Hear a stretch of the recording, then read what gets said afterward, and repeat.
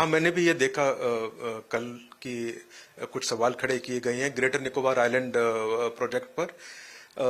I think ये concerns misplaced हैं because overall project को समझना और इसकी इंपॉर्टेंस को समझना इंडिया के लिए बहुत जरूरी है।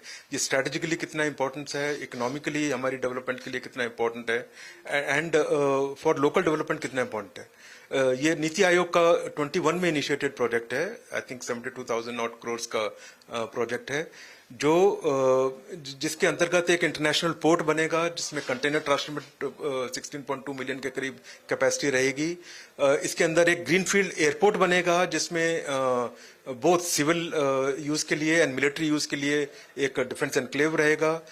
इसमें एक 450 megawatt power plant gas and solar based बनेगा और एक टाउनशिप प्लानिंग होगी जो एक कैपेसिटी बिल्डिंग होगी फ्रॉम टाउनशिप पर्सपेक्टिव, एक स्मार्ट सिटी टू अंडरटेक करीब 6.5 लाख के करीब जिसमें लोग रह सकें।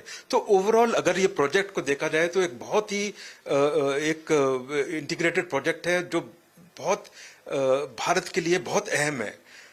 इसके लिए स्ट्रैटेजिकली ये समझना जरूरी है, स्पेशली अभी आपने जो देखा जो यूएस एंड इजराइल का ईरान के साथ कॉन्फ्लिक्ट चल रहा है एंड हॉर्मुज स्ट्रेट्स में क्या हुआ उसको जब ब्लॉक किया गया या ईरान की तरफ से या जब ब्लॉकेड हुआ यूएस की तरफ से, किस तरह से ट्रेड डिसरप्शन से क्या क्या रेमिफिकेशंस होती हैं जो पूरे वर्ल्ड को के लिए एक बहुत इम्पोर्टेंट रेमिफिकेशंस हैं।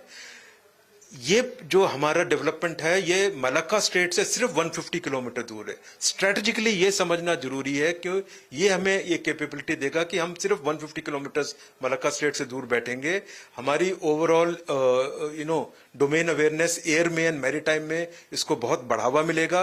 हमारी capability to secure our trades routes and to dominate the maritime environment when required, उसमें बहुत अहम कैपेबिलिटी डेवलपमेंट होगी।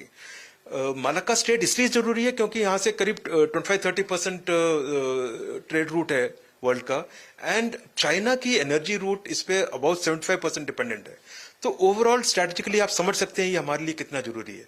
एंड ये पॉइंट फ्रॉम डिफेंस सर्विसेज पिछले 2 दशकों से कई बार दिया गया है from the defence service itself. मुझे याद है अंडमान निकोबार जो हमारी पहली ट्राई सर्विसेज कमांड है वहां से ये सारी प्रपोजल्स भी जाते रहे हैं कि यहाँ इस एरिया में डेवलपमेंट करना जरूरी है, हमारी कैपेसिटी एंड कैपेबिलिटी बिल्डिंग जरूरी है।